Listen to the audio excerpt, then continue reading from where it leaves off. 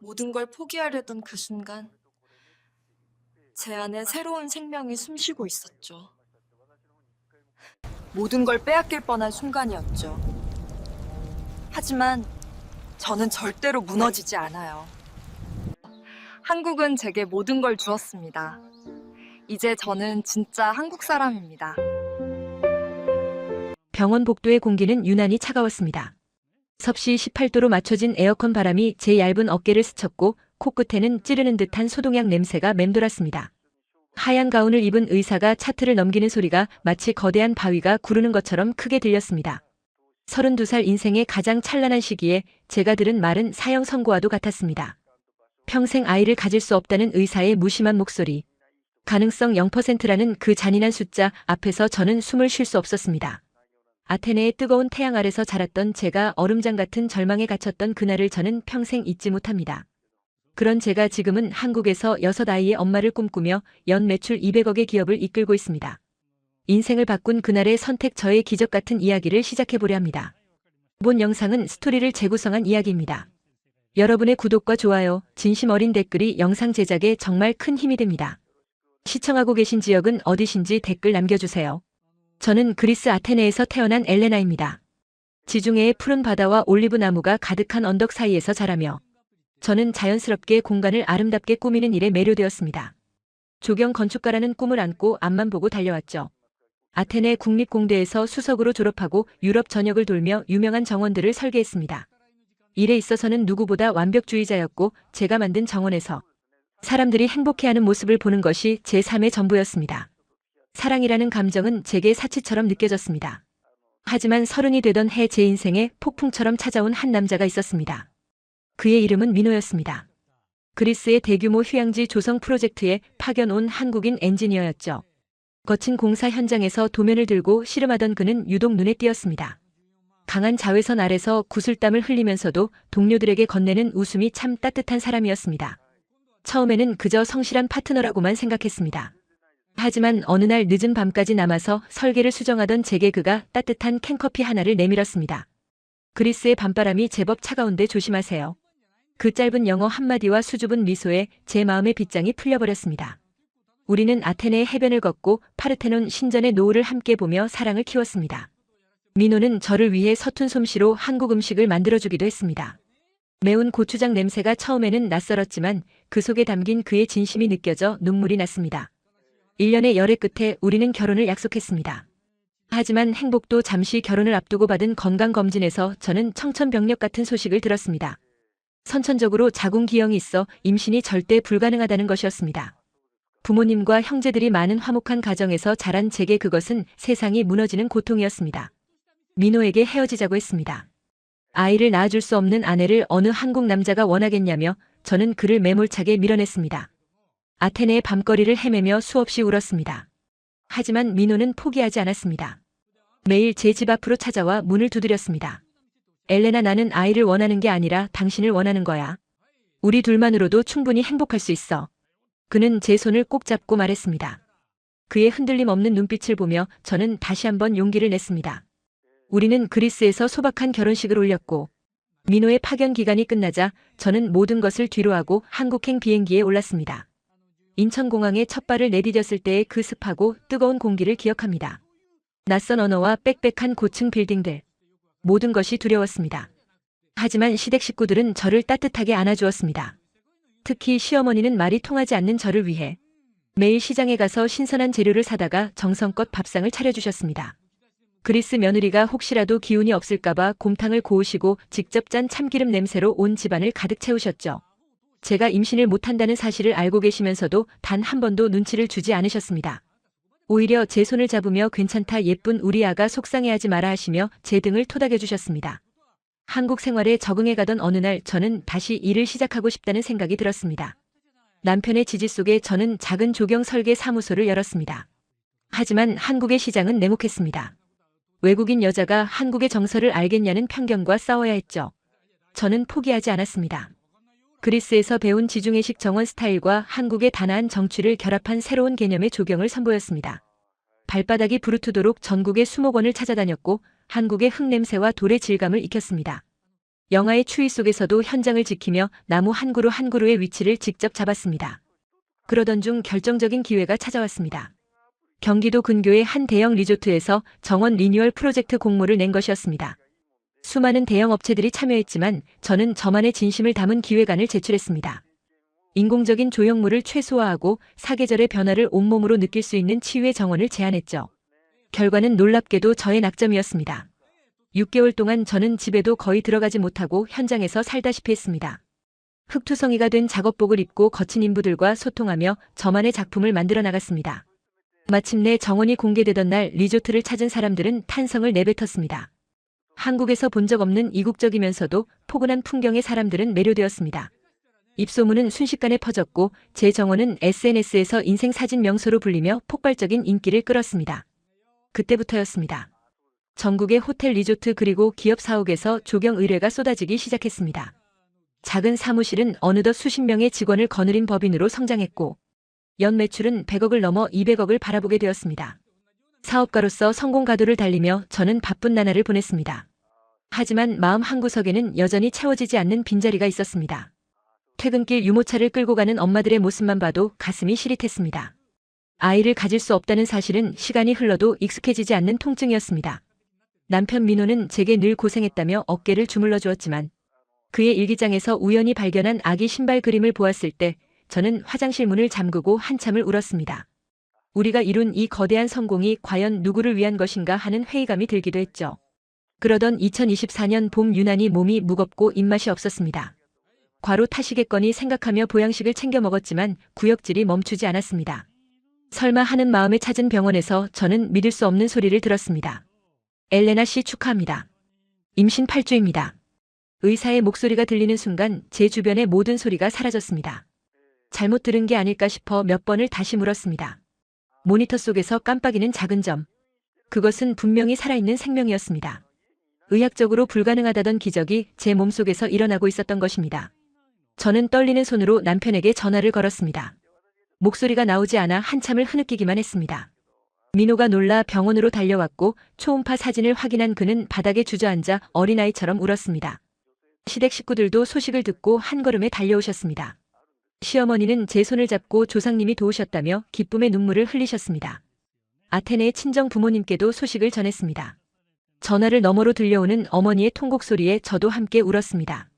한국이라는 낯선 땅이 제게 준 가장 큰 선물이었습니다. 임신 기간은 순탄치 않았습니다. 30 중반의 적지 않은 나이에 첫 임신이었고 워낙 몸이 약해 유산 위험이 크다는 진단을 받았습니다. 저는 모든 외부 활동을 중단하고 안정을 취해야 했습니다. 하지만 사업은 멈출 수 없었습니다. 저는 침대에 누워 노트북으로 도면을 검토하고 화상 회의를 주재하며 일을 이어나갔습니다. 아이를 지켜야 한다는 강한 의지와 이를 완수해야 한다는 책임감이 저를 버티게 했습니다. 민호는 퇴근 후 매일 제 배를 쓰다듬으며 아이에게 말을 걸었습니다. 아빠야 조금만 힘내자. 엄마 힘들게 하지 말고 잘 자라줘. 태동이 처음 느껴지던 날의 경이로움을 저는 기억합니다. 뱃속에서 아주 작은 물고기가 헤엄치는 것 같은 간지러움. 그것은 제가 살아있음을 그리고 제 아이가 살아있음을 알리는 신호였습니다. 저는 매일 아침 거울을 보며 불러오는 배를 쓰다듬었습니다. 예전에는 제 몸이 미웠지만 이제는 제 몸이 세상에서 가장 아름다운 성전처럼 느껴졌습니다. 한국의 맑은 공기와 건강한 음식들이 저와 아기를 키우고 있었습니다. 시어머니가 정성껏 끓여주신 미역국을 마실 때마다 제 몸 안으로 생명력이 차오르는 기분이 들었습니다. 사업도 승승장구했습니다. 제가 설계한 정원들이 해외 건축상까지 받게 되면서 저희 회사는 한국을 대표하는 조경기업으로 우뚝 섰습니다. 연 매출 200억이라는 수치는 더 이상 꿈이 아니었습니다. 하지만 저는 돈보다 더 소중한 가치를 깨닫고 있었습니다. 제 아이에게 아름다운 세상을 보여주고 싶다는 꿈. 콘크리트 숲이 아닌 꽃과 나무가 숨쉬는 공간을 더 많이 만들고 싶다는 사명감이 생겼습니다. 저는 임신 중에도 아이들을 위한 숲 체험 놀이터를 기획하며 태교를 대신했습니다. 출산 예정일이 다가올수록 두려움보다는 기대감이 커졌습니다. 제가 그토록 갈망하던 엄마라는 이름으로 불릴 날이 멀지 않았기 때문입니다. 민호와 저는 아이의 이름을 지으며 밤을 지새웠습니다. 한국의 정서와 그리스의 색채가 어우러진 예쁜 이름을 주고 싶었죠. 저희는 다짐했습니다. 이 기적 같은 아이를 위해 우리가 가진 모든 사랑을 쏟아붓기로 말입니다. 그리고 저는 마음속으로 결심했습니다. 하나가 아닌 둘, 셋 안이 가능하다면 6명의 아이를 낳아 북적이는 가정을 만들고 싶다고요. 불임 판정을 받았던 제가 이런 꿈을 꾸게 될 줄은 꿈에도 몰랐습니다. 이제 곧 새로운 생명이 세상 밖으로 나옵니다. 한국에서 찾은 저의 진정한 삶 그리고 사랑. 낯선 이방인이었던 저를 따뜻하게 품어준 이 땅과 사람들에게 저는 무한한 감사를 느낍니다. 하지만 모든 것이 완벽해 보이던 이 평화로운 일상에 생각지도 못한 거대한 폭풍이 다가오고 있다는 사실을 그때의 저는 전혀 알지 못했습니다. 리조트 사업의 확장과 함께 예상치 못한 위기가 수면 위로 떠오르고 있었고 저의 건강에도 다시 한번 적신호가 켜지고 있었습니다. 가슴 벅찬 행복 속에서도 묘한 불안감이 엄습하던 어느 오후였습니다. 창밖에는 세찬 비가 쏟아지기 시작했고 사무실로 걸려온 한 통의 전화가 제 손을 떨리게 만들었습니다. 전화기를 든 제 손끝이 잘게 떨리고 있었습니다. 수평선 너머에서 밀려오는 거대한 파도가 제 집을 삼키려 드는 것처럼 등 뒤에서 식은땀이 흘러내렸습니다. 리조트 조성 부지의 토지 용도가 갑자기 변경되었다는 담당 공무원의 목소리는 얼음물처럼 차갑게 제 귓가를 파고들었습니다. 분명 6개월 전 모든 법적 검토를 마쳤고 인허가 절차까지 완료된 땅이었습니다. 200억이라는 거대한 자본이 투입되기 시작한 시점에 터진 이 예기치 못한 행정적 결함은 제 심장을 조여왔습니다. 임신 4개월 차에 접어들며 제법 볼록해진 배 위로 차가운 손을 올렸습니다. 아가야 괜찮아, 엄마가 지켜줄게. 저는 스스로를 다독이며 깊은 숨을 내뱉었습니다. 그때까지만 해도 저는 제 앞에 놓인 이 시련이 단순한 행정착오인 줄로만 알았습니다. 한국에서 이룬 저의 성공이 누군가에게는 뼈아픈 질투의 대상이 되고 있었다는 사실을 그때는 깨닫지 못했죠. 저는 그리스에서 온 이방인 조경 건축가로서 오직 실력 하나만으로 승부해왔습니다. 아테네의 고풍스러운 정원 양식과 한국의 자연스러운 곡선을 조화시킨 저의 작품들은 연일 찬사를 받았습니다. 사업은 탄탄대로였고 남편 민호와 시댁 식구들의 사랑 속에서 저는 세상에서 가장 행복한 임산부였습니다. 태동은 갈수록 선명해졌고 뱃속의 아기가 발길질을 할 때마다 저는 제가 이 세상에 완전히 뿌리를 내렸음을 실감했습니다. 하지만 행복의 그늘은 생각보다 길고 어두웠습니다. 저를 무너뜨리려 한 것은 바로 동종업계의 거물인 태산건설의 강태석 대표였습니다. 그는 국내 조경 시장의 80%를 장악하고 있던 인물로 제가 나타나 시장의 판도를 바꾸는 것을 몹시 못마땅해 했습니다. 특히 이번 대형 리조트 공모에서 저에게 밀려 탈락한 것이 그의 자존심에 큰 상처를 낸 모양이었습니다. 그는 자신의 인맥과 권력을 동원해 저를 옥죄기 시작했습니다. 제가 설계한 정원의 식물들이 한국 생태계를 파괴하는 유해종이라는 근거 없는 괴소문을 퍼뜨렸고 지자체와 결탁해 부지 인허가를 다시 검토하게 만든 장본인이 바로 그였습니다. 사무실로 들이닥친 조사관들은 제 직원들의 컴퓨터를 압수하고 서류 더미를 뒤졌습니다. 외국인으로서 한국의 법규를 제대로 이해하지 못해 불법적인 방법으로 인허가를 따낸 게 아니냐는 추궁이 이어졌습니다. 통역을 거쳐 들려오는 그들의 목소리에는 저를 무시하고 깎아내리려는 모멸감이 가득 담겨 있었습니다. 엘레나 씨, 한국이 그렇게 만만한 줄 알았습니까? 당신이 만든 그 가짜 정원들 다 뜯어내야 할 겁니다. 조사관 한 명이 제 도면 위에 커피를 쏟으며 비웃었습니다. 가슴속에서 뜨거운 것이 치밀어 올랐습니다. 제가 밤잠을 설쳐가며 그린 도면이 검게 물들어가는 것을 보며 저는 입술을 깨물었습니다. 민호는 제 곁을 지키며 사태를 수습하려 애썼습니다. 그는 태산건설의 횡포에 맞서기 위해 백방으로 뛰어다녔습니다. 하지만 거대 기업의 벽은 높았습니다. 투자자들은 하나둘 발을 빼기 시작했고 협력업체들은 밀린 대금을 결제하라며 사무실을 점거했습니다. 평소 저를 천사처럼 부르던 사람들이 하루아침에 돌변해 제 얼굴에 침을 뱉고 욕설을 퍼부었습니다. 그리스에서 온 사기꾼이라느니 뱃속의 아기까지 가짜가 아니냐는 비인간적인 비난까지 쏟아졌습니다. 그들의 눈빛에는 이방인을 향한 근원적인 배척과 성공한 여성에 대한 증오가 서려 있었습니다. 저는 임신 중인 몸을 이끌고 강태석 대표를 직접 찾아갔습니다. 태산건설 본사 로비에서 저는 몇 시간을 기다린 끝에 겨우 그의 집무실로 들어설 수 있었습니다. 그는 거만한 자세로 의자에 기대앉아 저를 훑어보았습니다. 그 눈빛은 마치 벌레를 보는 듯 차갑고 비열했습니다. 엘레나 소장님, 임신하신 몸으로 여기까지 오느라 고생이 많으시네. 그냥 적당히 포기하고 그리스로 돌아가지 그랬어요? 당신 같은 여자가 설칠 곳이 아니거든 여기는. 그는 담배 연기를 제 얼굴을 향해 내뿜으며 낄낄거렸습니다. 제 배가 당겨왔습니다. 극심한 스트레스에 아기가 놀란 모양이었습니다. 강 대표님, 이건 비겁한 짓입니다. 제 설계에 문제가 있다면 정식으로 이의를 제기하세요. 이런 식의 모함은 참을 수 없습니다. 제 목소리는 떨리고 있었지만 저는 끝까지 그의 눈을 피하지 않았습니다. 강태석은 비릿한 미소를 지으며 책상 위에 서류 한 장을 던졌습니다. 당신이 그동안 사용한 조경용 흙에서 중금속이 검출됐다는 보고서야. 물론 우리가 좀 손을 썼지. 내일 아침 뉴스에 나가면 당신은 한국에서 영원히 매장될 거야. 그리고 그 리조트 부지 우리가 헐값에 인수할 거니까 그런 줄 알아. 그는 제 절망을 즐기는 듯 소리내어 웃었습니다. 사무실로 돌아오는 차 안에서 저는 터져나오는 울음을 참지 못했습니다. 한국은 제게 기적을 준 땅이었고 저는 진심으로 이 나라를 사랑했습니다. 그런데 돌아오는 것이 이런 잔인한 배신과 모략이라니 세상이 원망스러웠습니다. 민호에게 전화를 걸었지만 연결되지 않았습니다. 불안한 예감이 엄습했습니다. 집에 도착하자마자 저는 또 다른 충격적인 장면을 목격해야 했습니다. 대문 앞에는 붉은 페인트로 그리스로 돌아가라라는 거친 글씨가 적혀 있었고 시어머니는 마당에 주저앉아 통곡하고 계셨습니다. 사채업자로 보이는 험상궂은 남자들이 집안의 가재도구들을 밖으로 내던지고 있었습니다. 민호가 회사를 살리기 위해 제 몰래 집을 담보로 사채를 썼던 모양이었습니다. 태산건설이 모든 금융권을 압박해 자금을 묶어버리자 막다른 길에 몰린 그가 최악의 선택을 한 것이었죠. 민호는 그들에게 끌려가 어디론가 행방이 묘연해진 상태였습니다. 엘레나야 미안하다. 우리 민호가 널 살리려다 저렇게 됐다. 시어머니의 절규가 제 가슴을 도려내는 것 같았습니다. 저는 정신없이 민호를 찾아 헤맸습니다. 비가 쏟아지는 밤거리를 만삭에 가까워진 배를 부여잡고 달렸습니다. 구두가 벗겨지고 발바닥에 유리 조각이 박혀 피가 났지만 통증조차 느껴지지 않았습니다. 어느 폐창고 근처에서 저는 민호의 차를 발견했습니다. 창고 안에서는 둔탁한 소리와 함께 민호의 신음소리가 들려왔습니다. 저는 미친 듯이 문을 두드리며 소리쳤습니다. 제발 그만두세요. 돈은 제가 갚을게요. 제발 제 남편을 놓아주세요. 문이 열리고 덩치 큰 사내들이 저를 밖으로 밀쳐냈습니다. 빗물에 젖어 흙탕물 투성이가 된 저를 보며 그들은 비웃었습니다. 야, 이 여자 진짜 임신한 거 맞네. 야, 조심해. 애 떨어지면 우리만 귀찮아져. 그들의 저급한 농담에 수치심과 분노가 폭발했습니다. 저는 바닥을 기어 민호에게 다가갔습니다. 피투성이가 된 채 쓰러져 있는 민호를 안고 저는 오열했습니다. 엘레나 도망가. 나 때문에 당신까지 위험해져. 민호는 그 와중에도 제 걱정뿐이었습니다.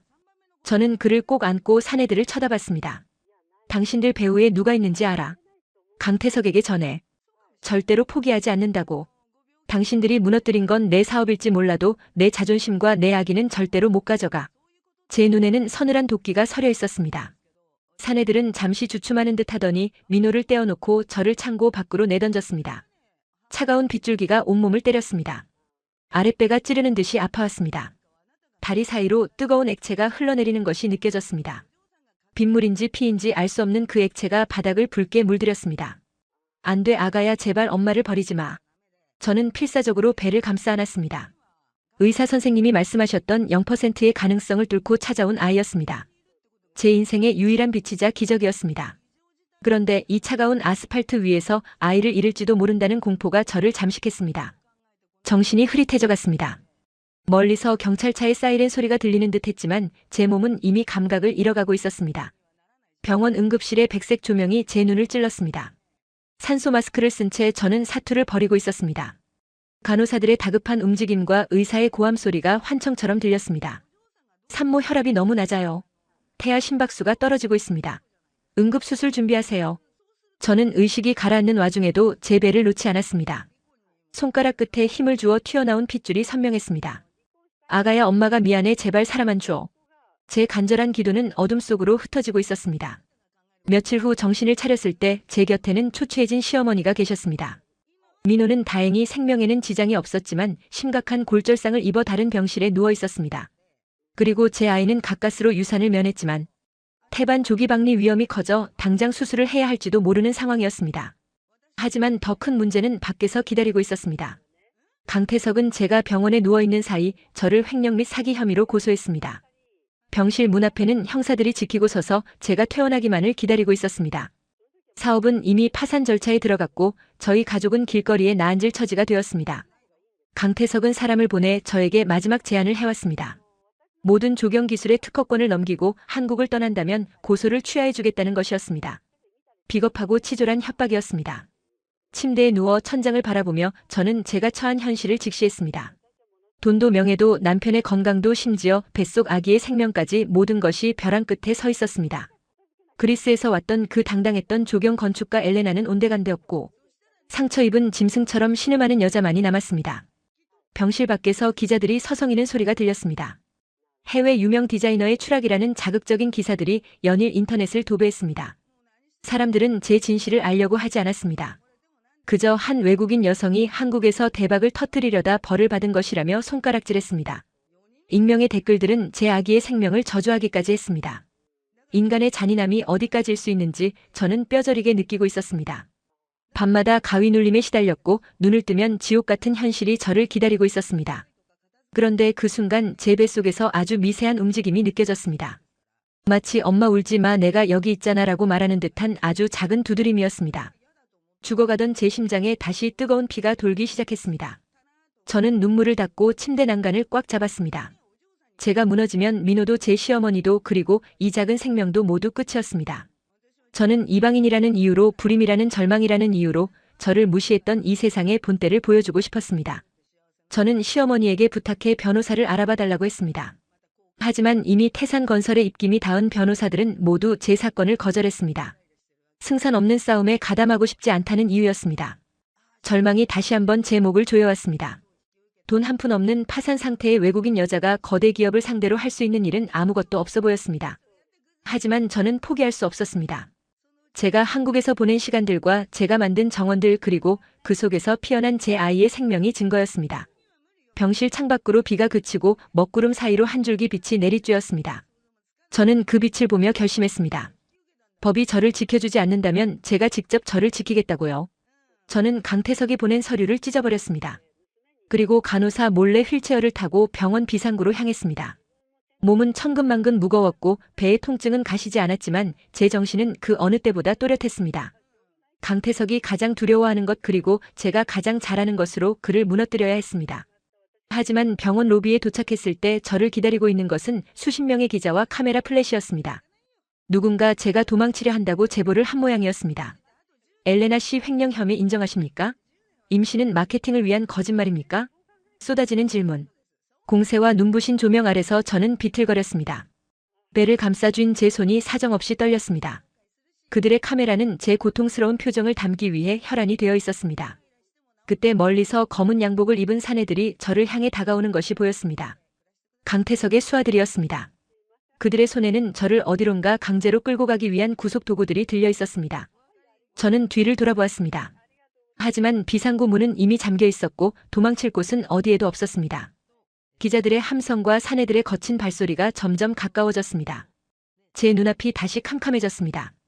아가야 이번엔 정말 끝인가 봐. 저는 눈을 감고 마지막 남은 힘을 다해 제 배를 감싸 안았습니다. 심장 소리가 귀청을 때렸습니다.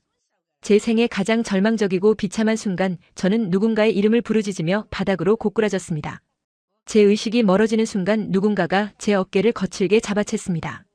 제 어깨를 낚아챈 사내의 소나기는 마치 낡은 기계 부품처럼 차갑고 뻣뻣했습니다. 그의 손가락 끝에서 풍겨오는 역한 담배 냄새와 정비소 기름때 같은 비릿한 채취가 제 코끝을 찔렀습니다. 8월의 습기를 가득 머금은 병원 로비의 공기는 제 폐부를 무겁게 짓눌렀고 바닥에 깔린 대리석의 흰색 무늬들이 어지럽게 뒤엉켜 제 시야를 방해했습니다. 사내의 거친 숨소리가 제 귓바퀴를 때릴 때마다 제 심장은 늑골을 부수고 튀어나올 듯 요동쳤습니다. 아테네의 유적지 사이를 누비며 따사로운 햇살 아래 대리석의 질감을 음미하던 조경 건축가. 엘레나의 모습은 이제 흔적조차 찾을 수 없었습니다. 오직 차가운 빗물에 젖어 비틀거리는 이방인 여자만이 그곳에 서 있었습니다. 기자들의 카메라 플래시가 터질 때마다 제 망막에는 하얀 잔상이 남았습니다. 그 빛은 제 눈을 찌르는 바늘처럼 날카로웠고 찰칵거리는 셔터 소리는 마치 수천 마리의 벌레가 껍질을 갉아먹는 듯한 소름 끼치는 소음으로 변해 제 고막을 파고들었습니다. 사람들은 저를 에워싸고 무언가를 끊임없이 물어댔습니다. 엘레나 씨 정말 한국인 남편을 이용해 사기를 친 겁니까? 임신한 배가 가짜라는 소문이 있는데 여기서 보여주실 수 있나요? 그들의 입술이 움직이는 모양을 보며 저는 구역질을 느꼈습니다. 인간의 언어가 이토록 천박하고 날카로운 흉기가 될 수 있다는 사실을 저는 한국에 와서야 뼈저리게 깨달았습니다. 제 어깨를 잡은 사내는 저를 거칠게 뒤로 돌려 세웠습니다. 그는 강태석의 비서실장이라 불리던 김 실장이었습니다. 그의 눈동자는 빛을 잃은 검은 유리알처럼 공허했고 그 안에는 저를 향한 일말의 동정심조차 담겨 있지 않았습니다. 소장님 곱게 가시죠. 여기서 더 망신당해봤자 아기한테 안 좋습니다. 그는 제 팔뚝을 으스러뜨릴 듯 꽉 쥐었습니다. 제 소매 사이로 드러난 하얀 피부에 그의 손가락 자국이 붉게 번져갔습니다. 그 통증이 뇌를 자극하자 뱃속의 아기가 다시 한번 강하게 꿈틀거렸습니다. 아가야, 제발 가만히 있어줘. 엄마가 어떻게든 해볼게. 저는 터져나오려는 비명을 삼키며 입술이 하얘지도록 깨물었습니다. 그때 로비의 육중한 유리문이 열리며 빗줄기와 함께 한 사내가 걸어 들어왔습니다. 그는 짙은 남색 코트를 입고 있었고 머리카락 한 올 흐트러지지 않은 단정한 모습이었습니다. 그의 구두가 대리석 바닥을 울릴 때마다 둔탁하고 규칙적인 소리가 로비의 소음을 짓눌렀습니다. 그는 기자들을 해치고 제가 서 있는 곳으로 다가왔습니다. 그의 주머니에서 나온 것은 낡았지만 기품이 느껴지는 가죽 명함 지갑이었습니다. 그가 내민 명함에는 아무런 직함도 없이 오직 이름 석자만이 적혀 있었습니다. 한준우. 그 이름을 보는 순간 김 실장의 눈동자가 미세하게 떨리는 것을 저는 놓치지 않았습니다. 한준우는 김 실장의 손을 응시했습니다. 그 눈빛은 차가운 얼음 송곳 같았습니다. 손 놓으시죠. 이분은 아직 퇴원 수속도 밟지 않은 환자입니다. 그의 목소리는 낮고 깊었으며 마치 오래된 첼로의 저음처럼 로비의 공기를 진동시켰습니다. 김 실장은 당황한 듯 손에 힘을 주었지만 한준우의 단호한 시선에 결국 제 어깨를 놓아주었습니다. 자유로워진 어깨에서 느껴지는 서늘한 공기가 오히려 낯설게 다가왔습니다. 저는 비틀거리며 한준우의 뒤로 숨었습니다. 그의 등에서는 옅은 편백나무 향과 비에 젖은 흙 냄새가 섞여났습니다. 그 향기는 제가 아테네에서 가장 사랑했던 비온 뒤의 정원을 떠올리게 했습니다. 하지만 한준우가 가져온 소식은 구원이 아니었습니다. 그는 제게 서류 봉투 하나를 건넸습니다. 엘레나 씨, 당신이 설계한 리조트 부지의 식물들이 폐기 처분 판정을 받았습니다. 토양 오염의 주범으로 지목되었더군요. 내일 오전까지 당신의 결백을 증명하지 못하면 당신은 물론 당신의 남편까지 구속을 피하기 어려울 겁니다. 그 말은 제 가슴에 박힌 마지막 대못이었습니다. 강태석의 공작이 이제 제 영혼과도 같은 나무들에게까지 뻗친 것이었습니다. 저는 주먹을 꽉 쥐었습니다. 손톱이 손바닥을 파고들어 핏방울이 맺혔지만 저는 고통조차 잊은 채 한준우를 쳐다봤습니다. 제가 어떻게 증명해야 합니까? 저는 지금 아무것도 가진 게 없습니다. 돈도 인맥도, 그리고 제 몸조차 제 마음대로 되지 않습니다. 제 목소리는 갈라져 나왔고 눈물은 이미 말라버려 안구만 시큰거렸습니다. 한준우는 제 발치에 굴러다니는 깨진 화분의 흙을 가리켰습니다. 당신이 정말 천재 건축가라면 이 죽어가는 흙 위에서도 생명을 꽃피울 수 있겠죠. 지금 이 로비 앞 장터에 당신이 심었던 나무들이 폐기물 트럭에 실리고 있습니다. 마을 사람들은 당신을 비난하며 그 나무들을 불태우려 하고 있고요. 직접 가서 당신의 나무들이 오염되지 않았음을 증명해 보이세요. 저는 한준우의 말에 홀린 듯 병원 밖으로 나갔습니다.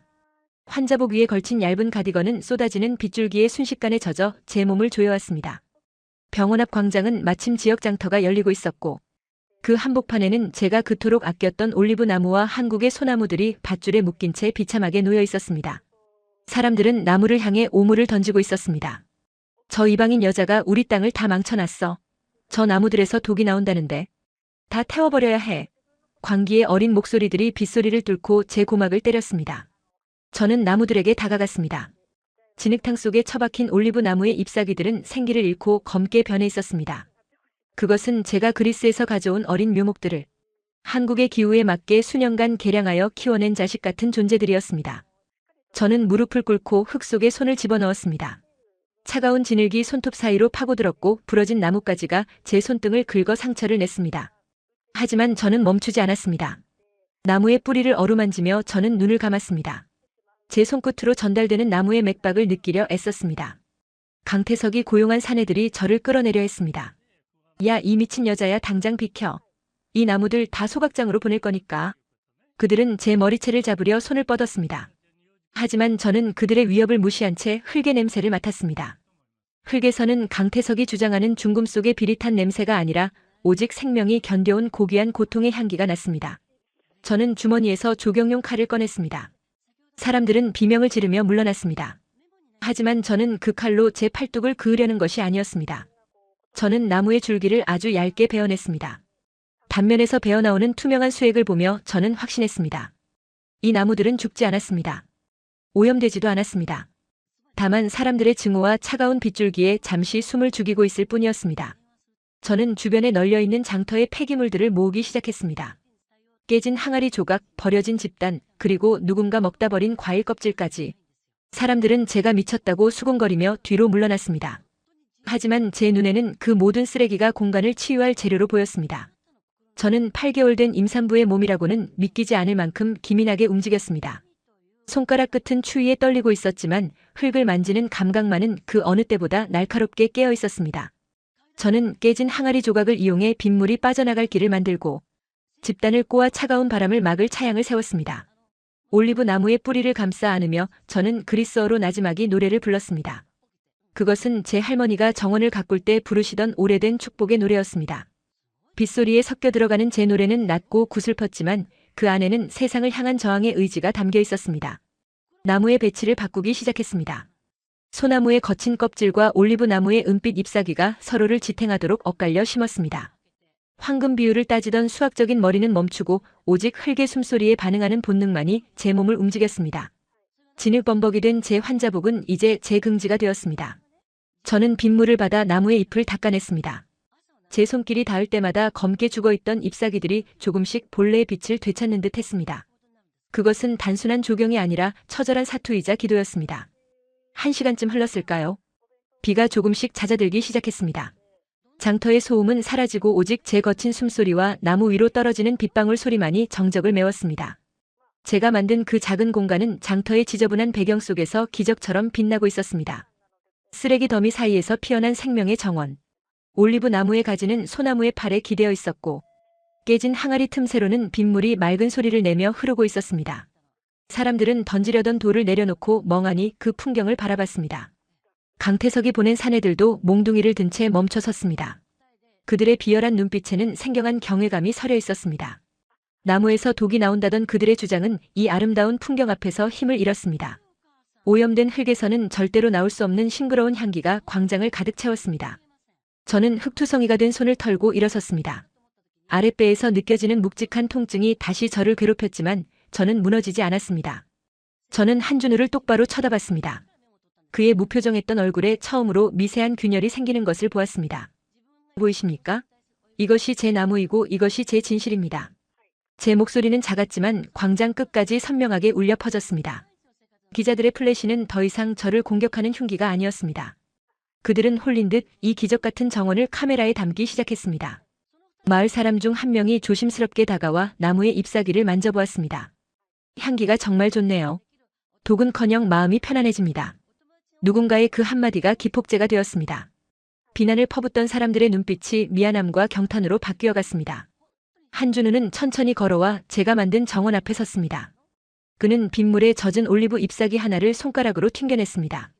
그리고는 제 명함을 다시 가져가 뒷면에 무언가를 적어주었습니다. 엘레나 씨, 당신의 천재성은 인정하겠습니다. 하지만 강태석은 여기서 멈추지 않을 겁니다. 이제 진짜 싸움이 시작되겠죠. 그는 저를 향해 짧게 고개를 숙이고는 다시 빗속으로 사라졌습니다. 저는 그가 건넨 명함을 꽉 쥐었습니다. 그 명함에는 한국의 저명한 식물학자의 연락처가 적혀 있었습니다. 반격의 단초가 제 손에 쥐어진 것이었습니다. 광장에는 기묘한 정적이 감돌았습니다. 사람들은 더 이상 나무를 불태우려 하지 않았고 오히려 빗물에 씻겨 내려간 흙을 다시 덮어주기 시작했습니다. 저는 그 광경을 보며 참았던 눈물을 터뜨렸습니다. 빗물과 눈물이 섞여 뺨을 타고 흘러내렸습니다. 뱃속의 아기도 이제 평온을 되찾은 듯 조용히 제 품 안에서 숨을 고르고 있었습니다. 저는 쓰러진 올리브 나무를 다시 일으켜 세우며 마음속으로 다짐했습니다. 당신들이 나를 이방인이라 부르며 무시할 때 나는 이 땅의 흙으로 다시 태어나겠다고. 그때 멀리서 다시 한번 검은 차들이 광장을 향해 달려오는 것이 보였습니다. 강태석이 직접 나타난 모양이었습니다. 차 문이 열리고 거만한 구두 소리가 아스팔트를 때렸습니다. 저는 진흙투성이가 된 몸으로 당당히 고개를 들었습니다. 저를 비웃던 세상의 시선들이 이제는 저의 뒤를 받쳐주는 거대한 성벽이 되어 있었습니다. 강태석의 얼굴이 분노로 일그러지는 것을 보며 저는 비릿한 미소를 지었습니다. 하지만 그가 내뱉은 첫마디는 제가 예상했던 협박이 아니었습니다. 장난은 끝났어, 엘레나 소장. 내 남편 민호가 지금 어디 있는지 알고 싶지 않나? 강태석은 비열한 웃음을 지으며 핸드폰을 내밀었습니다. 화면 속에는 민호가 어두운 방 안에 묶여있는 모습이 보였습니다. 제 심장이 다시 바닥으로 곤두박질 쳤습니다. 제가 이룬 이 작은 기적을 비웃기라도 하듯 강태석은 제 가장 약한 부분을 정확히 찔러왔습니다. 사람들의 탄식 소리가 들려왔고 광장은 순식간에 다시 얼어붙었습니다. 저는 떨리는 손으로 배를 감싸 쥐었습니다. 아가야, 아빠가 위험해. 제 눈앞이 다시 붉게 물들기 시작했습니다. 강태석이 내민 스마트폰 액정 위로 떨어지는 빗방울은 마치 날카로운 유리 파편처럼 민호의 일그러진 얼굴을 난도질하고 있었습니다. 액정의 푸른 빛이 제 젖은 얼굴에 반사되어 기괴한 그림자를 만들어냈고 빗방울이 액정 표면을 타고 흘러내릴 때마다 민호의 고통스러운 표정은 굴절되어 제 심장 가장 깊숙한 곳을 사정없이 도려냈습니다. 제 심장은 거대한 맷돌에 천천히 갈려나가는 것처럼 둔탁한 비명을 질렀고 손가락 끝의 감각은 이미 영하의 얼음물 속에 수천 년간 잠겨 있었던 것처럼 감각을 잃고 화끈거렸습니다. 아테네의 따스한 바닷가에서 영원한 사랑을 속삭이던 민호의 그 든든했던 어깨가 밧줄에 묶여 힘없이 늘어진 모습을 보며 제 안의 모든 희망이 유리잔처럼 산산조각 났습니다. 뱃속의 아기는 제 심장 박동에 미친 듯한 리듬에 맞춰 마치 살려달라는 신호처럼 세차게 발버둥을 쳤습니다. 그것은 생존을 위한 처절한 몸부림이었고 어미인 저에게 보내는 마지막 구조 신호처럼 느껴졌습니다. 빗물에 젖어 살가죽에 달라붙은 환자복은 이제 제 몸무게의 수십 배나 되는 무거운 철갑옷이 되어 저를 질척이는 진흙탕 바닥으로 사정없이 끌어내렸습니다. 강태석의 비열한 웃음소리가 빗소리에 섞여 제 구역질을 자극할 때 저는 제가 딛고 선 이 땅이 거대한 소용돌이가 되어 저를 삼켜버리는 환각에 빠졌습니다. 강태석은 제 귓가에 입술을 바짝 밀착시킨 채 비릿한 담배 냄새와 섞인 비릿한 숨결을 내뱉었습니다. 그의 입술이 움직일 때마다 제 뺨에 닿는 차가운 감촉에 소름이 돋았습니다. 엘레나 소장님, 인생은 선택의 연속이지. 저 썩어 빠진 나무들과 내가 짜는 자존심을 지킬 건지 아니면 지금 당장 이 서류에 도장 찍고 남편 목숨이라도 건질 건지 결정해. 그의 목소리는 빗소리를 뚫고 들어오는 독사의 혀처럼 제 고막을 끈적하게 하찼습니다. 저는 사정없이 떨리는 손으로 제 배를 필사적으로 감싸 안았습니다. 여기서 제가 무너진다면 제가 한국에서 피땀 흘려 이룬 모든 꿈과 사랑, 그리고 기적처럼 찾아온 이 작은 생명까지 모두 강태석의 더러운 구두 밑에서 짓밟히게 될 것이었습니다. 저는 입안에 고인 비릿한 쇠맛의 피를 삼키며 강태석의 눈을 뚫어지게 쳐다봤습니다. 인간의 탈을 쓴 악마의 눈동자 속에는 오직 저를 파멸시키고 제 모든 것을 빼앗겠다는 탐욕스러운 광기만이 번들거리고 있었습니다. 제 뺨을 타고 흐르는 것이 눈물인지 빗물인지 분간할 수 없었지만 입안으로 스며드는 액체는 쓰디쓴 절망과 타오르는 분노가 뒤섞인 맛이었습니다. 그 순간 광장 저편에서 빗줄기를 가르며 육중한 타이어 마찰음이 고요한 정적을 찢어발겼습니다. 서너 대의 검은 세단이 빗물을 사방으로 튀기며 미끄러지듯 멈춰섰고 그 안에서 한준우가 내렸습니다. 한준우는 평소에 무표정했던 모습과는 달리 온몸에서 서슬퍼런 기운을 내뿜으며 강태석을 향해 한 걸음씩 다가왔습니다. 그의 구두가 빗물 고인 아스팔트를 때릴 때마다 둔탁하고 규칙적인 소리가 광장을 메운 불안한 소음들을 압도해버렸습니다. 한준우의 뒤로는 제복을 입은 경찰들과 정장을 입은 수사관들이 거대한 철성처럼 늘어섰습니다. 한준우는 강태석의 손에 들린 스마트폰을 낚아채 바닥에 내동댕이 쳤습니다. 스마트폰 액정이 수천 개의 조각으로 부서지며 푸른 빛이 꺼지는 순간 강태석의 권력도 함께 부서지는 듯한 쾌감이 제 전신을 훑었습니다. 강 대표님, 연극은 여기서 끝입니다. 민호 씨는 5분 전 저희 보안팀에 의해 안전하게 구조되었습니다. 한준우의 목소리는 광장의 빗소리를 뚫고 들어오는 거대한 파도처럼 웅장하게 울려 퍼졌습니다.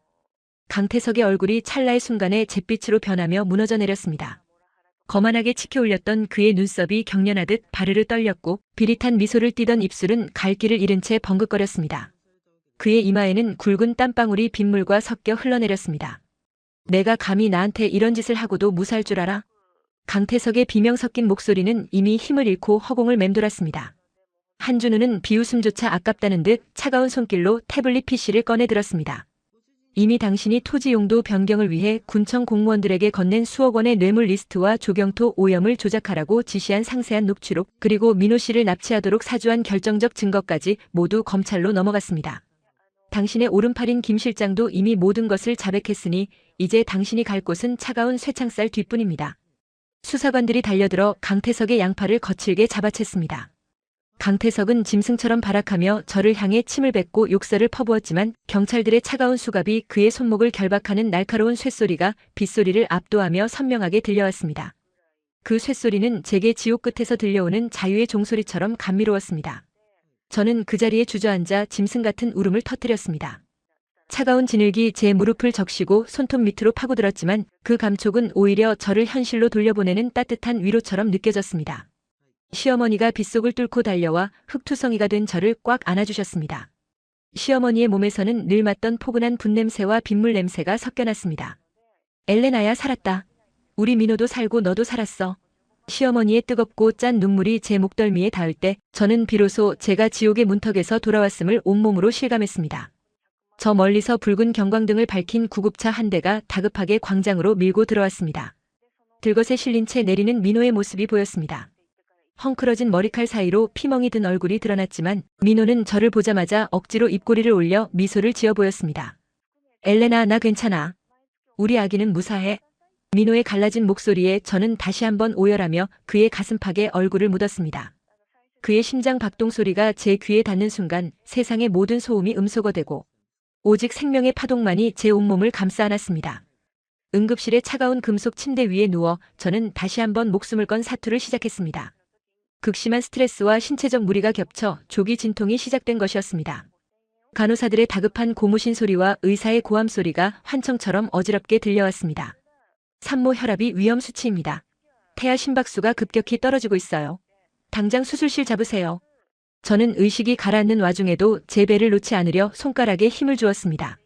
하얀 소독약 냄새가 비릿하게 코끝을 찌르고 수술실의 무영등 빛이 제 눈을 멀게 할 듯이 강렬했습니다. 아가야, 엄마가 여기까지 어떻게 왔는데 제발 포기하지 마. 0%의 가능성을 뚫고 온 너잖아. 제 간절한 기도가 수술실의 차가운 공기 속으로 잦아들 무렵 저는 끝을 알 수 없는 깊은 어둠 속으로 추락했습니다. 그 암흑 속에서 저는 아테네의 푸른 바다를 보았습니다. 그리고 그 바다 한가운데에서 반짝이는 아주 작은 생명의 불꽃을 보았습니다. 사흘 후 제가 겨우 눈을 떴을 때 제 손을 꼭 잡고 있는 것은 휠체어에 앉아 온몸에 하얀 붕대를 감고 있는 민호였습니다. 그의 눈가에는 깊은 다크서클이 내려앉아 있었지만 저를 바라보는 눈동자만큼은 세상의 모든 햇살을 모아놓은 듯 따뜻했습니다. 엘레나, 정신이 들어? 고생 많았어. 정말 고마워. 민호의 눈시울이 붉게 젖어드는 것을 보며 저는 본능적으로 제 배로 손을 가져갔습니다. 불러있던 배가 거짓말처럼 홀쭉해져 있었습니다. 저는 공포에 질린 눈으로 민호를 쳐다봤습니다. 민호는 제 손을 이끌어 옆에 놓인 투명한 유리 요람으로 향하게 했습니다. 그곳에는 믿을 수 없을 만큼 작고 소중한 생명이 곤히 잠들어 있었습니다. 갓 태어난 아기의 피부는 갓 피어난 장미 꽃잎처럼 투명한 분홍빛이었고 아테네의 밤하늘을 닮은 짙은 속눈썹을 가진 우리 딸아이였습니다. 아이의 작고 붉은 손가락이 제 검지를 살며시 잡는 순간 제 심장 속의 모든 얼음이 녹아내리며 경외감이 밀려왔습니다. 솜털 같은 아이의 숨소리가 제 가슴에 닿아 굳어있던 제 영혼을 어루만져 주었습니다. 아이의 이름은 한별이라 지었습니다. 한국의 밤하늘에서 가장 눈부시게 빛나는 별이 되라는 의미였죠. 별이가 태어난 후 제 삶은 완전히 다른 궤도로 진입했습니다. 강태석의 몰락과 함께 저에 대한 모든 더러운 모함은 씻은 듯이 사라졌습니다. 뉴스에서는 이방인 여성이 거대 기업의 횡포와 불의에 맞서 승리한 기적 같은 서사를 연일 보도했습니다. 중단되었던 대규모 리조트 사업은 한준우의 전폭적인 투자와 지지 아래 다시 박차를 가했습니다. 저는 그곳에 전 세계 어디에도 없는 치유의 숲을 조성했습니다. 그리스에서 가져온 올리브 나무의 은빛 잎사귀들이 바람에 흔들리는 소리와 한국 소나무의 묵직하고 강인한 향기가 어우러지는 그 정원은 절망에 빠진 사람들에게 희망의 이정표가 되었습니다. 사람들은 이제 제 정원의 흙을 밟기 위해 전국에서 모여들었고 저는 그들이 숲길을 걸으며 평온을 찾는 뒷모습을 보며 제 깊은 흉터도 함께 아물어감을 느꼈습니다. 사업은 상상조차 할 수 없을 정도로 거대하게 성장했습니다. 연 매출 200억은 이제 아주 오래전 추억 속의 숫자가 되었습니다. 저는 조경 설계를 넘어 인간의 지친 정신을 치유하는 공간 디렉터로 전 세계적인 주목을 받았습니다. 유럽의 고색 창연한 왕실 정원부터 중동의 척박한 사막 도시까지 제 손길이 닿지 않는 곳이 없었습니다. 하지만 제 모든 영감의 근원은 언제나 한국의 흙에 있었습니다. 저는 한국의 사계절이 빚어내는 역동적인 생명력과 투박한 돌의 질감을 조경에 녹여냈고 그것이 메마른 현대인들의 마음을 강하게 흔들었습니다. 이방인이었던 제가 한국의 정서를 가장 깊게 표현하는 예술가로 인정받게 된 것은 제 인생 최대의 아이러니이자 축복이었습니다. 제가 설계한 공원에는 갈 곳 없는 아이들을 위한 숲, 놀이터와 불임으로 고통받는 여성들을 위한 비밀 정원이 함께 들어섰습니다. 제가 겪은 지옥 같은 고통이 다른 이들에게는 천국으로 가는 징검다리가 되기를 바라는 간절한 마음 때문이었습니다. 별이가 3살이 되던 해 저는 둘째 한결이를 낳았습니다. 첫째 때의 그 처절했던 고통이 무색할 만큼 건강하고 우렁찬 울음소리를 가진 사내아이였습니다. 저는 아이를 낳을 때마다 제 몸 안에서 새로운 우주가 폭발하며 태어나는 듯한 환희를 느꼈습니다. 불임이라는 차가운 선고가 무색하게 저는 그 후로도 셋째, 넷째, 그리고 5째 아이까지 차례로 품에 안았습니다. 아이들의 웃음소리가 마당의 커다란 느티나무 사이로 햇살처럼 번져나갈 때마다 저는 비어있던 제 인생의 정원이 비로소 완벽한 숲을 이루었음을 깨달았습니다. 시어머니는 이제 저를 며느리가 아닌 집안을 다시 일으켜 세운 여신처럼 소중히 여겨주십니다. 5아이의 울음소리와 웃음소리가 1분도 쉬지 않고 터져나오는 저희 집 마당은 매일이 거대한 잔치판과 같습니다. 북적이는 식탁에 둘러앉아 아이들이 한국어와 그리스어를 섞어가며 제잘거리는 소리를 들을 때면 저는 세상에서 가장 부유한 사람이 된 것 같은 충만함을 느낍니다. 시어머니는 가끔 제 투박해진 손을 꼭 잡으며 눈시울을 붉히십니다. 엘레나야, 내가 우리 집에 온 건 조상님이 이 땅에 내리신 큰 축복이다. 아이를 못 낳는다고 구박받던 시절도 있었는데 이렇게 예쁜 복덩이들을 줄줄이 데리고 오니 내가 자다가도 웃음이 나서 깬다. 시어머니의 따뜻한 농담에 저는 그저 말없이 미소로 답하며 어머니의 주름진 손을 맞잡습니다. 한국의 정은 제가 아테네의 철학책에서 배운 그 어떤 거창한 가치보다 훨씬 깊고 넓었습니다. 제가 가장 추웠던 순간에 제 일처럼 나서주던 시장 상인들, 그리고 제 결백을 끝까지 믿고 자리를 지켜준 직원들이 있었기에 오늘의 제가 존재할 수 있었습니다. 저는 그 은혜를 단 한순간도 잊지 않기 위해 매년 리조트 수익의 상당 부분을 부부들의 수술비와 정착기금으로 기부하고 있습니다. 한 달에 한 번은 병원을 찾아 절망에 빠진 여성들에게 제 이야기를 들려주며 그들의 차가운 손을 잡아줍니다. 아테네에 계신 저희 친정 부모님도 이제는 한국 사람이 다 되셨습니다. 매년 여름이면 한국에 오셔서 손주들과 함께 시원한 계곡 물에 발을 담그고 수박을 드시며 겨울이면 따뜻한 온돌방에 앉아 노랗게 익은 귤을 까드십니다. 아버지는 사위 민호와 함께 구수한 막걸리 잔을 기울이며 한국의 정취에 흠뻑 취하십니다. 어머니는 시어머니와 언어가 전혀 통하지 않아도 눈빛과 손짓만으로 서로의 깊은 속마음을 읽어내며 자식 자랑에 시간 가는 줄 모르십니다. 지중해의 푸른 피와 한국의 뜨거운 정이 섞여 만들어진 우리 가족의 풍경은 그 자체로 하나의 거대한 인류학적 예술 작품입니다. 마당의 올리브 나무 아래에서 양국의 가족들이 모여 왁자지껄 김치를 담그고 올리브유를 듬뿍 곁들인 한국식 샐러드를 먹는 모습은 제 생애 최고의 보상입니다. 저는 이제 6째 아이를 기쁜 마음으로 기다리고 있습니다. 의사는 제 건강을 염려하며 이제는 조금 쉬라고 권유하지만 저는 아이들의 살 냄새와 그 원초적인 생명력이 주는 에너지가 너무나 좋습니다. 제 목표는 이제 10명의 아이를 낳아 세상에서 가장 시끄럽고 행복한 대가족을 꾸리는 것입니다. 불가능하다던 일이 가능해지는 수많은 순간을 저는 이미 온몸으로 목격했습니다. 200억의 매출 전표보다 제 아이가 처음으로 내뱉는 엄마라는 짧은 옹알이가 훨씬 더 거대한 수익임을 저는 매 순간 절감합니다. 저는 대한민국 국민으로서 영주권을 넘어 국적까지 취득했습니다. 태극기 앞에서 떨리는 목소리로 선서하던 날, 저는 제가 진정한 한국의 딸이자 어머니로 거듭났음을 전 세계에 선포했습니다. 한복을 곱게 차려입고 아이들과 함께 애국가를 부를 때 제 가슴속에는 그 무엇으로도 설명할 수 없는 뜨거운 자부심이 용솟음쳤습니다. 제 정원에는 이제 전 세계 각국에서 손님들이 찾아옵니다. 그들은 정원의 기하학적 아름다움에 먼저 놀라고 그 정원을 설계한 여자가 6아이를 키우는 엄마라는 사실에 2번 경악합니다. 저는 그들에게 자신있게 말합니다. 흙은 결코 인간을 배신하지 않는다고. 우리가 정성과 사랑을 쏟은 만큼 나무는 자라나고 우리가 끝까지 믿음을 포기하지 않는 만큼 생명은 반드시 꽃을 피운다고 말입니다. 강태석이 비열하게 짓밟으려 했던 그 작은 올리브 나무 묘목은 이제 제 키를 훌쩍 넘어 마당 한가운데에 든든한 수호신처럼 서 있습니다. 그 나무 아래서 저는 아이들과 함께 더 원대한 미래를 설계합니다. 한국의 고유한 미를 세계에 알리고 절망의 구렁텅이에 빠진 세계 사람들에게 치유의 정원을 선물하는 것이 제 남은 생의 거룩한 사명입니다. 이제 제 이야기는 결말이 아닌 더 큰 숲을 향한 새로운 시작의 첫 장을 넘깁니다. 아테네에서 온 고집센 이방인 조경가 엘레나는 이제 한국의 흙냄새를 사랑하고 한국의 정에 흠뻑 취한 자랑스러운 대한민국 아줌마가 되었습니다. 제 손톱 밑에는 여전히 흙먼지가 끼어있고 제 옷깃에서는 늘 짙은 나무 냄새가 나지만 제 가슴속에는 그 무엇보다 단단하고 뜨거운 자부심이 강물처럼 흐릅니다.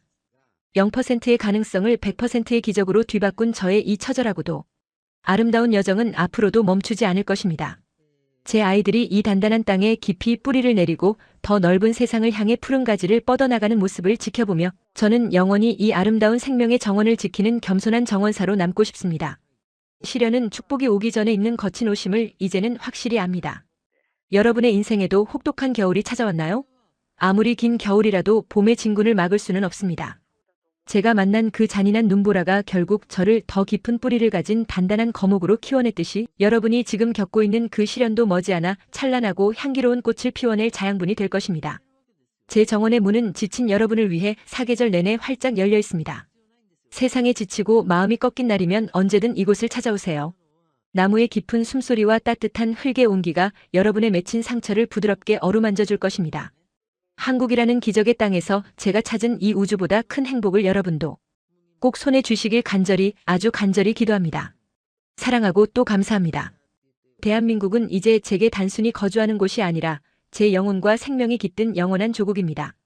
재밌게 보셨다면 구독과 좋아요 꼭 눌러주세요.